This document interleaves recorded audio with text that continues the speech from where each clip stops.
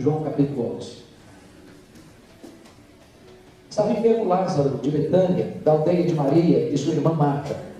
Esta Maria, cujo irmão Lázaro estava enfermo, era a mesma que ungiu com bálsamo o Senhor e lhe enxugou os pés com os seus cabelos.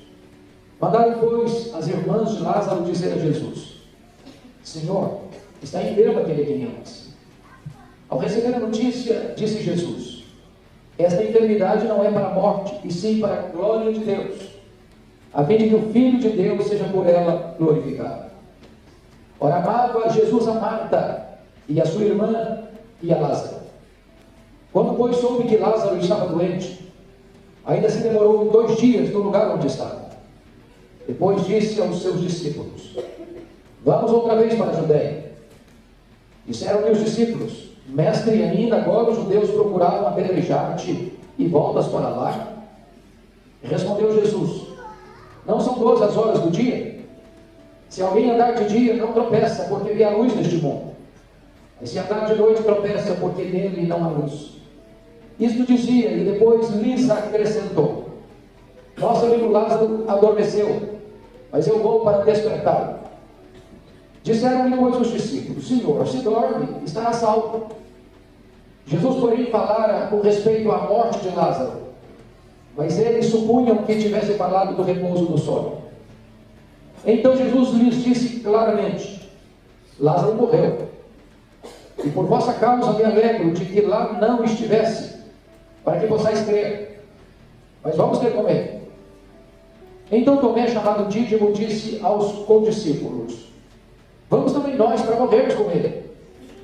Chegando Jesus, entrou e encontrou Lázaro já sepultado havia 4 dias. Ora, Betânia estava a cerca de 15 estádios perto de Jerusalém. Muitos dentre os judeus tinham vindo ter com Marta e Maria para as consolar a respeito de seu irmão. Marta, quando soube que vinha Jesus, saiu ao seu encontro. Maria, porém, ficou sentada em casa. Disse, pois, Marta a Jesus: Senhor, se estiveras aqui, não teria morrido meu irmão. Mas também sei que mesmo agora, tudo quanto pedires a Deus, Deus te concederá. Declarou-lhe Jesus: teu irmão há de ressurgir. Eu sei, replicou Marta, que ele há de ressurgir na ressurreição do último dia. Disse-lhe Jesus: eu sou a ressurreição e a vida. Quem crê em mim, ainda que morra, viverá. E todo o que vive e crê em mim não morrerá eternamente. Crês nisto? Sim, Senhor, respondeu ela. Eu tenho crido que tu és o Cristo, o Filho de Deus, que devia vir ao mundo. Tendo dito isto, retirou-se e chamou Maria, sua irmã, e lhe disse em particular: o mestre chegou e te chama. Ela, ouvindo isto, levantou-se depressa e foi ter com ele. Pois Jesus ainda não tinha entrado na aldeia, mas permanecia onde Marta se avistara com ele. Os judeus que estavam com Maria em casa e a consolavam, vendo-a levantar-se depressa e sair, seguiram-na, supondo que ela ia ao túmulo para chorar. Quando Maria chegou ao lugar onde estava Jesus, ao vê-lo, lançou-se-lhe aos pés, dizendo: Senhor, se tu estiveres aqui, meu irmão não teria morrido. Jesus, vendo-a chorar, e bem assim os judeus que a acompanhavam, agitou-se no espírito e comoveu-se, e perguntou: onde o sepultastes? Eles lhe responderam: Senhor, vem e vê. Jesus chorou. Então disseram os judeus: vede quanto o amava. Mas alguns objetaram: não podia ele, que abriu os olhos ao cego, fazer que este não morresse? Jesus, agitando-se novamente em si mesmo, encaminhou-se para o túmulo. Era este uma gruta, e a cuja entrada tinham posto uma pedra. Então ordenou Jesus: tirai a pedra. Disse-lhe Marta, irmã do morto: Senhor, já chega mal, porque já é de 4 dias. Respondeu-lhe Jesus: não te disse eu que se creres verás a glória de Deus? Tiraram então a pedra. E Jesus, levantando os olhos para o céu, disse: Pai, graças te dou, porque me ouviste. Aliás, eu sabia que sempre me ouves, mas assim falei por causa da multidão presente, para que creiam que tu me enviaste. E tendo dito isso, clamou em alta voz: Lázaro, vem para fora. Saiu aquele que estivera morto, tendo os pés e as mãos ligados com ataduras e o rosto envolto num lençol. Então lhes ordenou Jesus: desatai-o e deixai-o ir. Muitos, pois, dentre os judeus que tinham vindo visitar Maria, vendo o que fizera Jesus, creram nele. Outros, porém, foram ter com os fariseus e lhes contaram os feitos que Jesus realizara. Então os principais sacerdotes e os fariseus convocaram o sinédrio e disseram: que estamos fazendo, uma vez que este homem opera muitos sinais? Se o deixarmos assim, todos crerão nele. Depois virão os romanos e tomarão não só o nosso lugar, mas a própria nação. Caifás, porém, um dentre eles, sumo sacerdote naquele ano, advertiu-os, dizendo: vós nada sabeis, nem considerais que vos convém que morra um homem pelo povo e que não venha a perecer toda a nação. Ora, ele não disse isso de si mesmo, mas, sendo sumo sacerdote naquele ano, profetizou que Jesus estava para morrer pela nação. E não somente pela nação, mas também para reunir em um só corpo os filhos de Deus que andam dispersos. Desde aquele dia, resolveram matá-lo. De sorte que Jesus já não andava publicamente entre os judeus, mas retirou-se para a região vizinha ao deserto, para uma cidade chamada Efraim, e ali permaneceu com os discípulos. Estava próximo à Páscoa dos judeus, e muitos daquela região subiram para Jerusalém antes da Páscoa para se purificarem. Lá procuravam Jesus, e estando eles no templo, diziam uns aos outros: que vos parece? Não virá ele à festa? Ora, os principais sacerdotes e os fariseus tinham dado ordem para, se alguém soubesse onde ele estava, denunciá-lo, a fim de o prender. Eu quero meditar com vocês nesta noite sobre o tema: a pedagogia de um milagre. A pedagogia de um milagre.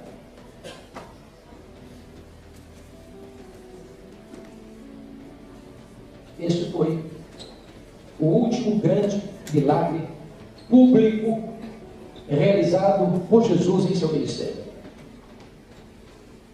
E este milagre foi realizado na última semana de Jesus, antes de ser preso, de ser julgado, de ser condenado, de ser levado para a cruz.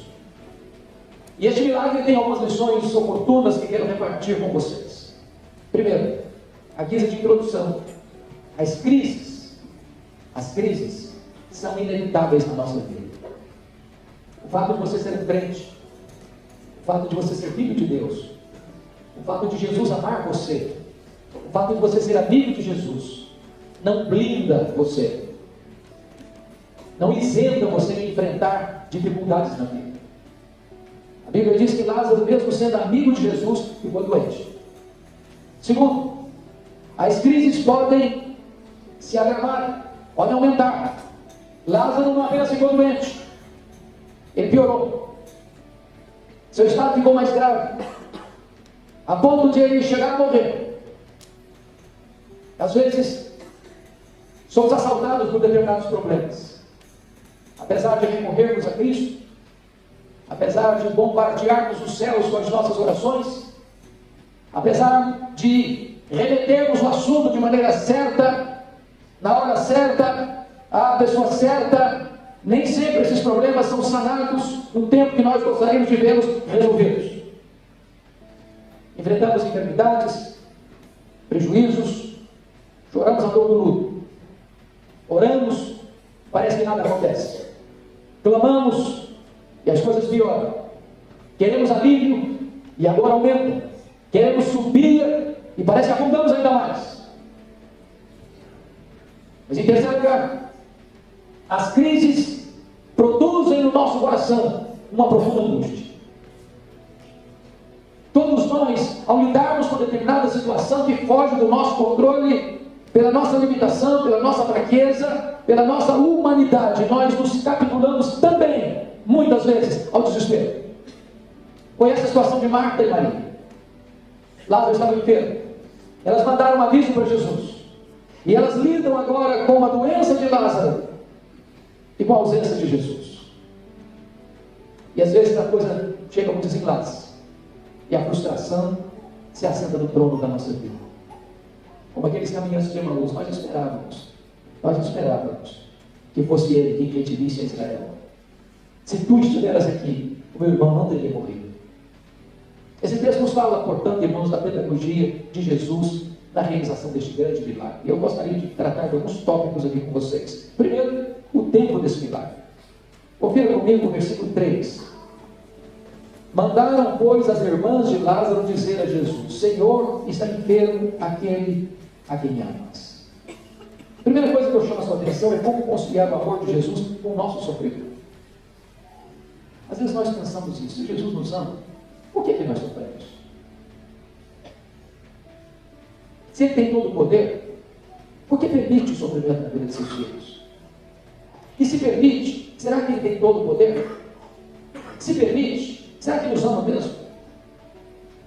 Será que é o propósito do amor sempre nos livrar das dores, das lutas, dos reveses da vida? Como é que na nossa cabeça nós vamos conciliar essas duas coisas que parecem irreconciliáveis? O amor de Jesus e a nossa dor, o poder de Jesus e o nosso sofrimento. A família de Betânia era amada por Jesus. Você pode perceber isso, versículo 5. Ora, amava Jesus a Marta e a sua irmã e a Lázaro. E você pergunta: mas se Jesus amava Lázaro, por que permitiu que ele ficasse doente? Essa foi a interrogação dos judeus que estavam acompanhando Maria.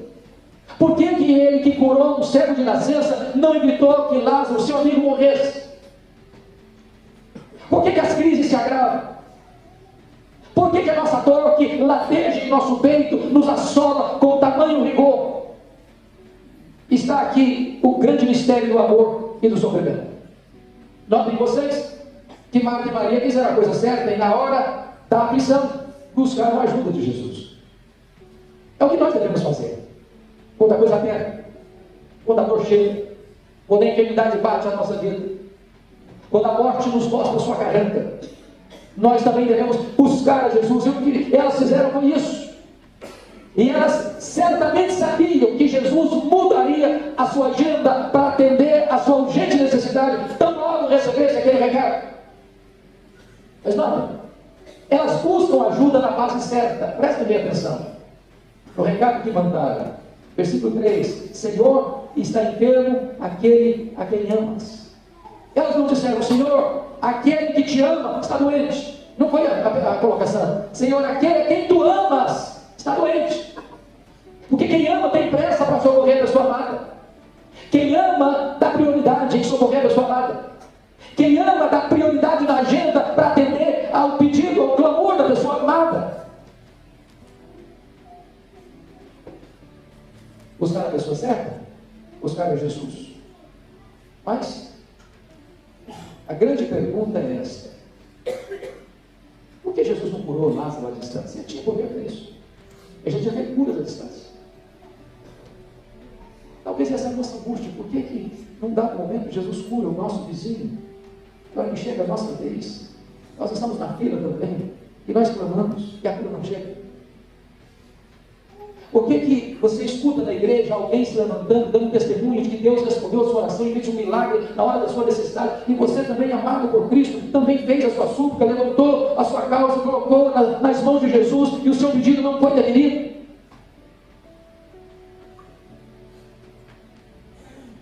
Se você ler comigo o verso 37, é a grande questão dos judeus. Veja aí comigo. Duas reações dos judeus. Versículo 36, uns disseram: vede quanto o amava. Quando Jesus amava Lázaro. Mas olha o 37. Mas alguns objetaram: não podia ele, que abriu os olhos ao cego, fazer que este não morresse? Essa é a dúvida. Essa é a angústia. Os judeus não puderam conciliar o amor de Cristo com o sofrimento da família de Betânia. E aí vem a pergunta: se Jesus nos ama, por que sofremos? Se Jesus nos ama, por que um crente fiel, cheio do Espírito Santo, contrai uma doença grave, incurável na perspectiva da medicina, e padece anos no leito de um hospital? Se Jesus nos ama, por que um crente fiel sofre um acidente e morre brutalmente numa estrada, no meio de viagens? Se Jesus nos ama, por que a dor se recusa a dar uma pausa no nosso peito? Se Jesus nos ama, por que um crente fiel que precisa cuidar da sua família perde o emprego, enfrenta o luto, fica doente. Talvez uma resposta que você e eu precisamos ouvir é que o pai também amava o seu filho, mas permitiu que o seu filho vivesse o cálice amargo da dor, do sofrimento, e morresse na cruz em nosso lugar. O fato de Deus nos amar não nos torna filhos prediletos de Deus. O amor de Jesus não nos garante imunidade especial. O amor de Jesus nos garante, sim, presença sobrenatural. Se você olhar para a vida desses discípulos de Jesus, os apóstolos, todos eles morreram martirizados. Exceto João, que foi deportado na velhice para a ilha de Patmos. Jesus nunca prometeu imunidade especial. Ele promete imanência especial. Ele está conosco todos os dias. Mas talvez você ainda argumente um ponto.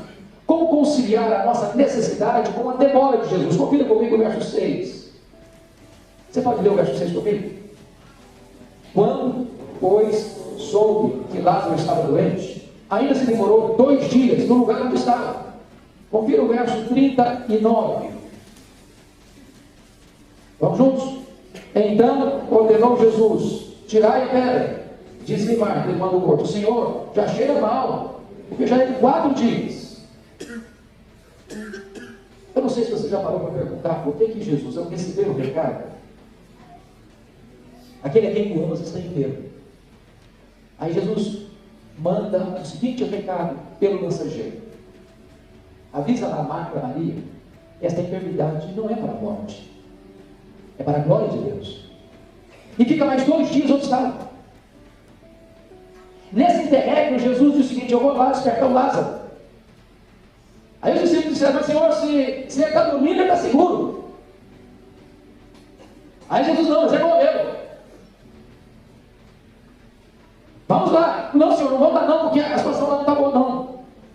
A hostilidade é grande lá, eles já queriam te apedrejar antes, o Senhor for lá agora, só se for para morrer. Já que o Senhor vai para morrer, então nós vamos também.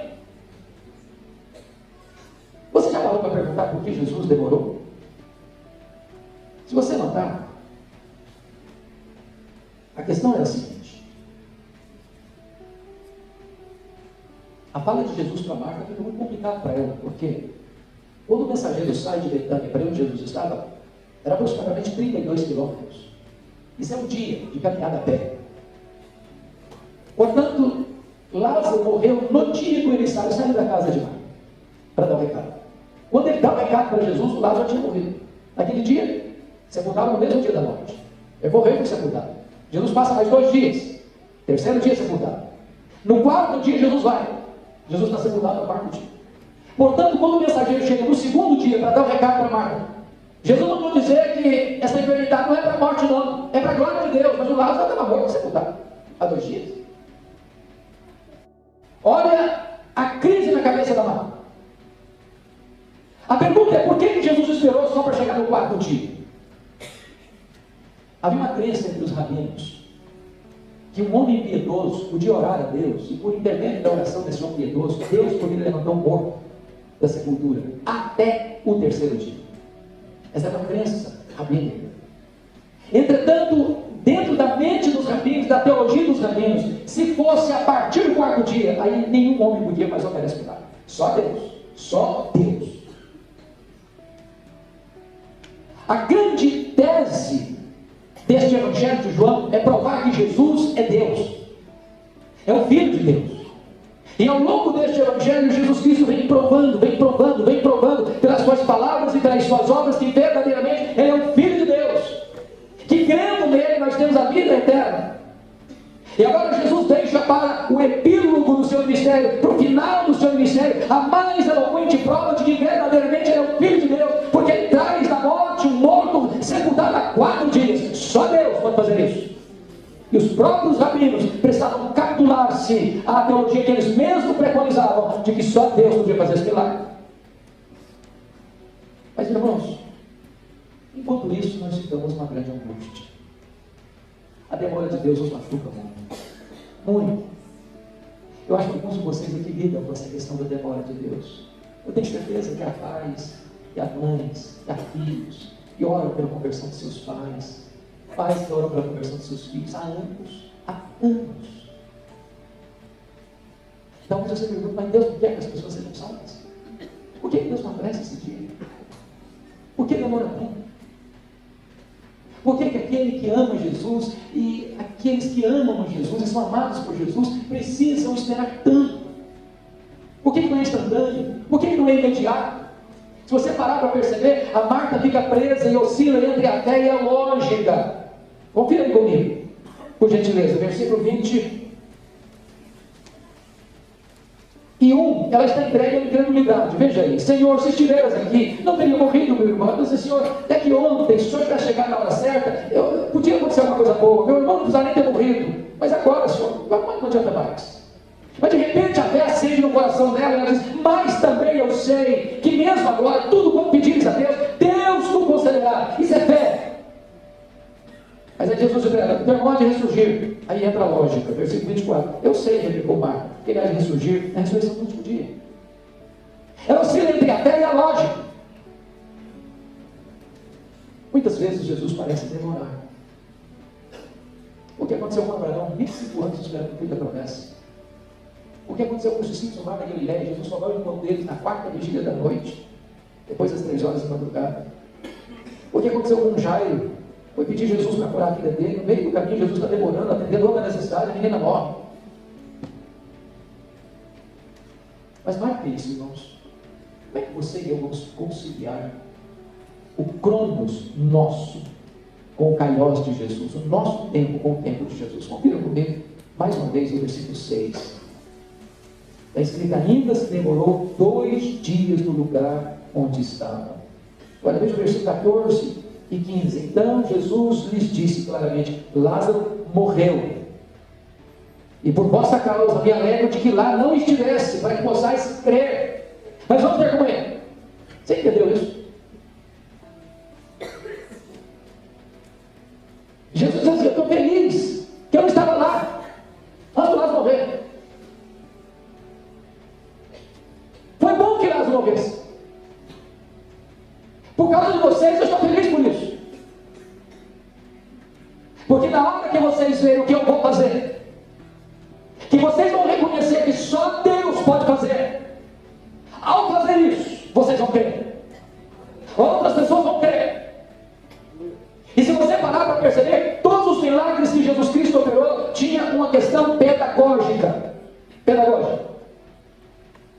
Ele curou um cego para mostrar que ele é a luz do mundo. Ele multiplicou pães e peixes para provar que ele é o pão da vida. Ele ressuscita Lázaro para dizer, eu sou a ressurreição e a vida. Os milagres de Jesus não tinham um fim em si mesmo. Eles sempre apontavam para algo espiritual, para algo maior, para algo transcendental, para algo eterno, para a salvação, para a vida eterna.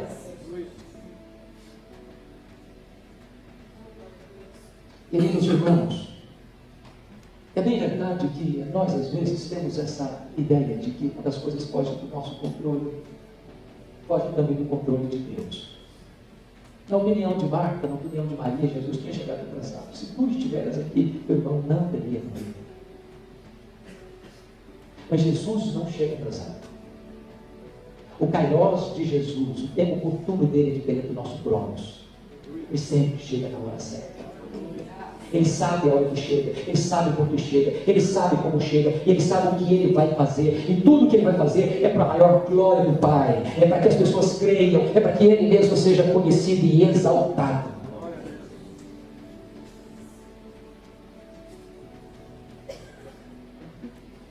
Agora vamos ver, não apenas o tempo deste milagre, mas o ponto deste milagre. Eu sei que Jesus não está preso às categorias do nosso tempo. Quando Jesus chega na aldeia de Betânia, a Marta disse assim para Jesus, se tu estiveres aqui, meu irmão não teria morrido. Conjugou o verbo do passado. Aí Jesus diz, Marta, o teu irmão há de ressurgir. Ela diz, eu sei que vai ressurgir no último dia. Conjugou o verbo do futuro. Aí Jesus diz para ela, Marta, eu não fui, eu não serei, eu sou a ressurreição e a vida. Porque você e eu não temos nenhum problema de acreditar que Deus fez milagres ontem. A Bíblia registra isso. Você e eu não temos dificuldade de crer que Jesus fará milagres amanhã no futuro. A Bíblia registra isso. A sua e a minha dificuldade é crer que Jesus faça hoje, faça agora. Ele é o Deus que intervém nesse momento.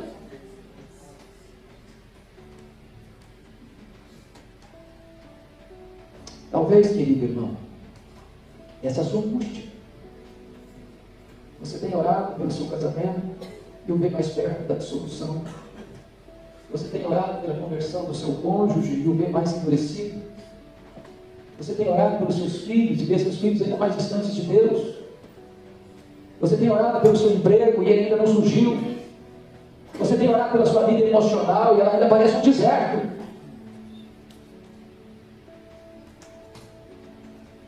Deus é o Deus que age na hora certa, no tempo certo. E se Ele ainda não agiu, porque Ele está preparando algo maior e melhor para a sua vida. Agora, não. Jesus se identifica também com a nossa dor. Veja comigo o verso 35, que é um dos mais curtos versículos da Bíblia. Jesus chorou. O que significa isso? Jesus não é aquele Deus distante dos deístas. Eles diziam que, como se Deus tivesse dado porta no universo, deixado o universo trabalhar por si mesmo.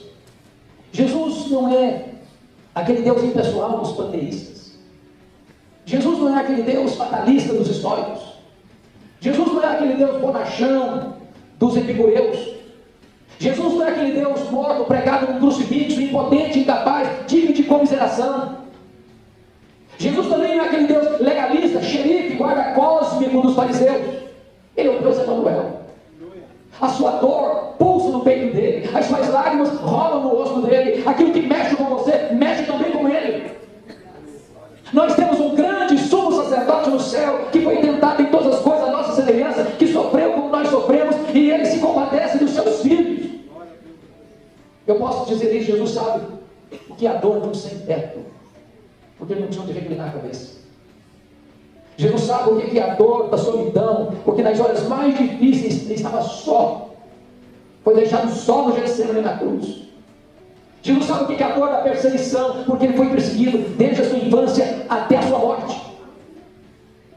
Jesus sabe o que é a dor da traição, porque a multidão o trai, porque Judas o trai, porque Pedro o nega, porque seus discípulos o abandonam. Jesus sabe o que é a dor da humilhação, porque ele foi cuspido, ele foi espancado, ele foi esbordoado, ele foi deixado nu e pregado naquela cruz como um criminoso. Jesus sabe o que é a dor da enfermidade, porque ele tomou sobre si as nossas dores e carregou com as nossas doenças. Jesus sabe o que é a dor da morte, porque ele bebeu este cálice amargo no seu e no meu lugar. Ele chora conosco. Mas mais do que isso, irmãos, Jesus é aquele que enxuga as nossas lágrimas. Ele é aquele que enxuga as nossas lágrimas.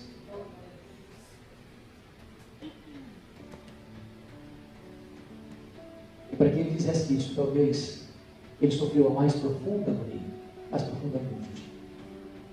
Os reformadores dizem que, quando a Bíblia conta o nosso credo, diz que ele desceu ao inferno. É que ele desceu ao inferno na agonia da cruz. Quem de nós pode avaliar o que Jesus suportou naquela cruz? Quem de nós? Se pensa que a dor da cruz foi a dor física, muito longe disso. Outras pessoas foram crucificadas na história. Milhares de irmãos nossos foram crucificados. Mas os milhares de irmãos nossos que foram crucificados, à semelhança de Jesus, não experimentaram sequer uma vírgula do que Jesus experimentou na cruz. Todo o seu, todo o meu, todo o nosso pecado estava sobre ele. Ele carregou no seu corpo, sobre o madeiro, as nossas transgressões. Ele foi moído, ele foi traspassado. Ele é santo, santo, santo, se fez pecado, se fez maldição por nós. Ele morreu por nós. A tal ponto ele se envolveu conosco para julgar nossas lágrimas. Mas note uma coisa magnífica desse texto: Jesus não exclui a participação humana em face da sua intervenção milagrosa. Veja comigo, por gentileza, o verso 39. Você pode ler comigo, por favor? Então ordenou Jesus: tirai a pedra. Disse-lhe Marta, irmã do morto: Senhor, já cheira a mão, porque já é de 4 dias. Só Jesus tem poder para ressuscitar um morto. Mas tirar a pedra e desatar o homem que está enfaixado, isso as pessoas poderiam fazer, e ele as ordena que faça. Há determinadas coisas que Nós devemos fazer. Nós devemos fazer. A fé não é cruzar os braços. A fé é agir dentro dos limites humanos e dentro da ordem divina. Tirai a pedra. É bem verdade que Marta se interpõe, tenta corrigir Jesus, dizendo: Senhor, agora não dá mais, agora já é tarde demais, agora as possibilidades acabaram, já chega mal, é melhor o Senhor não mexer nessa pedra, deixa do jeito que está. Eu fico imaginando que determinadas pedras da nossa vida a gente não quer também rolar, sabe? Tirar determinadas pedras da nossa vida e destampar coisas que nós achamos que não carece mais, não deve mais, não é salutar mais, não é prudente mais mexer. Talvez algumas pedras da sua vida precisem ser roladas para que o milagre de Deus aconteça na sua vida. Isso significa voltar ao seu passado. Isso significa focar em determinadas coisas que para você já chegam mal. Mas a ordem de Cristo é tirar a pedra. Tirai a pedra.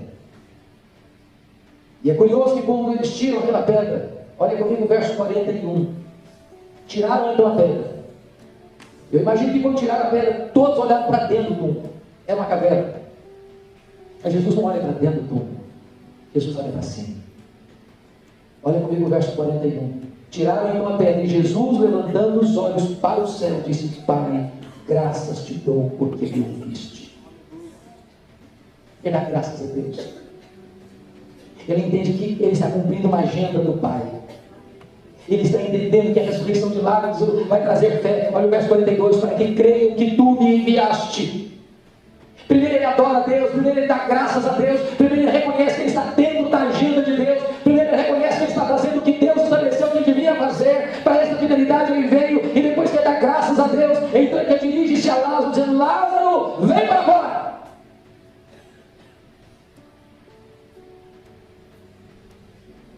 É magnífico isso.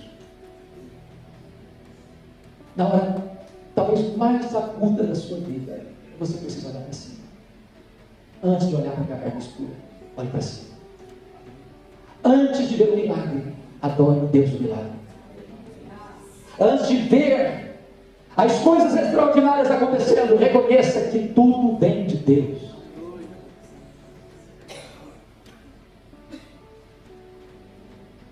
Jesus Cristo agora disse para eles assim: confira comigo, por gentileza.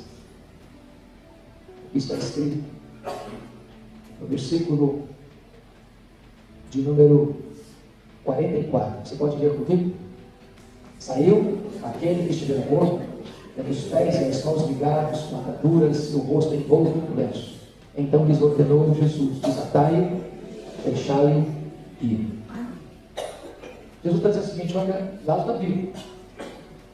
Mas essas ataduras, essas vestes corporais não fazem parte da vida dele mais. Não tire isso. Tire essas amarras. Agora ele está vivo. Agora isso não combina mais com a morte. Não combina mais com a vida. São sinais de morte. Ele está vivo.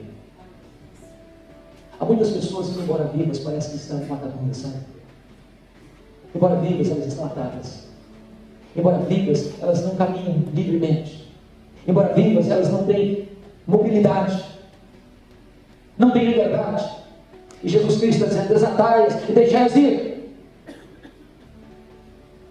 Quando a Marta tenta intervir para Jesus não fazer aquele milagre ou tirar aquela pedra, Jesus corrige Marta, dizendo: Marta, se crês, verás a glória de Deus.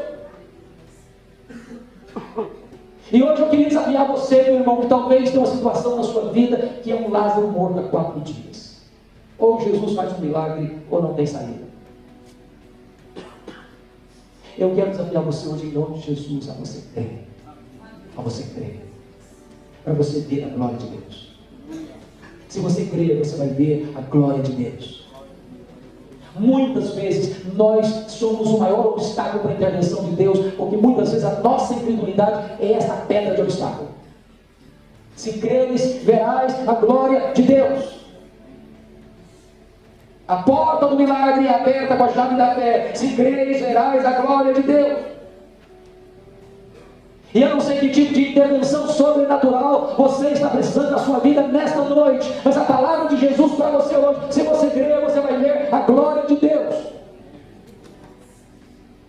E eu termino falando do propósito desse milagre. E esse milagre, irmãos queridos, teve 3 propósitos bem claros. Primeiro propósito desse milagre, confira comigo o verso 4, por favor. Vamos juntos?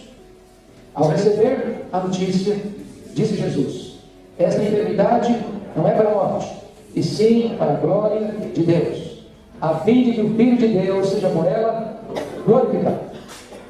Por que Jesus ressuscitou Lázaro só no 4º dia? Para a glória de Deus. Para que Jesus fosse glorificado por intermédio desse milagre. E é muito importante entender isso. Todos os milagres que Jesus realiza com um propósito maior, a glória de Deus. Para que Deus seja exaltado, para que Jesus seja conhecido, para que as pessoas possam reconhecer que Ele verdadeiramente é o Filho de Deus. Não há holofotes do homem. O propósito não é para o engrandecimento do homem, não é apenas para o bem-estar do homem. O propósito maior do milagre é que Deus seja glorificado.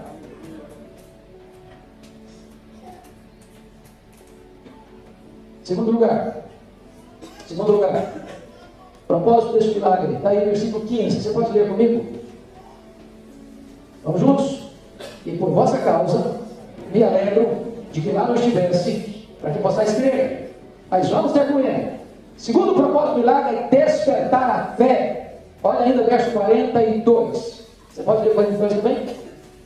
Aliás, eu sabia, e sempre me ouves, mas assim falei, por causa da multidão presente, para que creiam que tu me enviaste. Verso 45, vamos juntos? Muitos, pois, dentre os judeus que tinham vindo visitar Maria, vendo o que fizera Jesus, creram. Irmãos queridos, os milagres de Jesus sempre vão ter um propósito salvador. Salvador. Porque o milagre sem salvação, ele é um sinal. Mas uma pessoa pode experimentar um milagre aqui e ir para o inferno. Uma pessoa pode ver um milagre aqui e depois ir para o inferno. O propósito do milagre de Jesus é abrir os olhos da alma, é abrir o entendimento espiritual, para que as pessoas entendam que aquele que está operando este milagre é maior do que este milagre, e por trás deste milagre, e este milagre aponta para uma direção mais ampla, mais larga, a verdadeira vida, a salvação, a vida eterna, e as pessoas creem no Filho de Deus.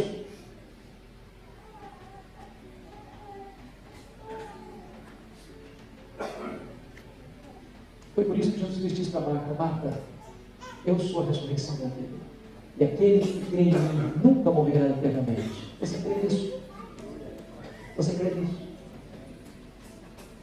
Mas finalmente, irmãos, o último propósito do milagre da ressurreição de Lázaro está ali no versículo 8, confira comigo. Vamos juntos? Disseram-lhe os discípulos: Mestre, ainda agora os judeus procuraram apedrejar-te e voltas para lá? Verso 16, vamos juntos? Então Tomé, chamado Dídimo, disse aos discípulos: vamos também nós, para morrermos com ele. Verso 53, vamos juntos? Desde aquele dia, resolveram matá-lo. Se você ler atentamente o Evangelho de João, você vai perceber que a perseguição dos judeus está crescendo, está aumentando. E Jesus está sendo encurralado por aquela circunstância. E os judeus tomam uma decisão de matar Jesus, de tirar a vida de Jesus. Se você perceber no capítulo 10, verso 39, diz: nesse ponto procuravam outra vez prendê-lo, mas ele se livrou das suas mãos. E aí é que Jesus vai para essa região, onde ele estava quando recebeu o recado. É por isso que quando ele recebe esse recado e esboça o seu interesse de ir a Betânia, os discípulos vão para o Senhor: mas eles queriam te apedrejar lá, o Senhor vai voltar para lá. E quando Jesus tomou a decisão de voltar para eles: vamos nós também para morrermos com ele.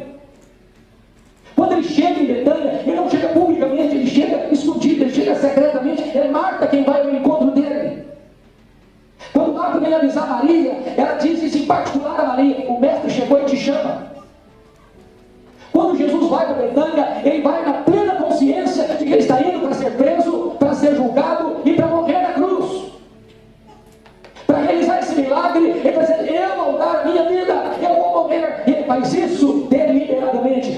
voluntariamente, conscientemente, vitoriosamente. Ele veio para morrer.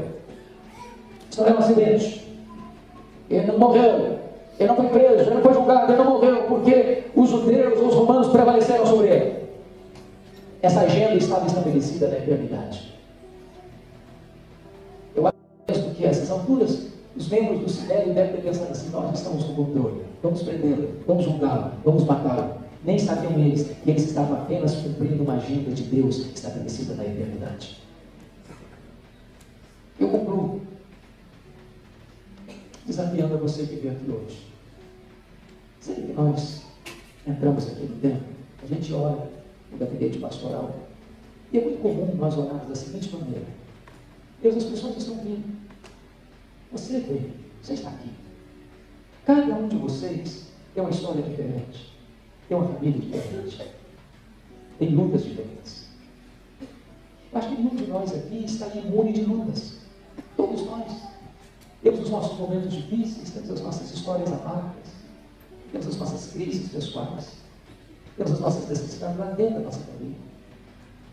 Talvez a gente vem para cá e canta, e ora, e escuta, e prega, mas a gente vem carregando no peito uma dor, um sonho, uma frustração, uma necessidade. E eu tenho convicção disso, que só o Espírito Santo pode aplicar a palavra no seu coração. Só o Espírito Santo pode compreender e segredar o seu coração, a sua necessidade particular e íntima. Eu posso expor aqui para vocês essas verdades, mas eu não tenho a capacidade de entrar dentro do coração de vocês, dentro da mente de vocês, para soltar o que vocês estão vivendo, o que vocês estão passando, o que vocês estão sentindo, o que vocês estão precisando. Mas eu tenho plena consciência que o Espírito Santo está aqui, ele conhece a sua vida, ele sabe o que você está vivendo, ele sabe o que você está passando, e ele é poderoso para nesta noite atender a sua necessidade pessoal e particular. Talvez até hoje, como Marta, você esteja sentindo: meu Deus, mas está demorando tanto. Tu sabes que eu preciso. Tu sabes como está a minha vida, tu sabes como está a minha família, tu sabes como está a minha casa, tu sabes a urgência que eu tenho, tu sabes, meu Deus, que eu já recorri, que eu orei, que eu já pedi, que eu já jejuei, que eu já chorei, que eu já coloquei essa causa diante de ti. Meu Deus, apressa esse dia. Saiba de uma coisa: Jesus se importa com você, Jesus se compadece de você, Jesus tem a hora certa para agir na sua vida, Jesus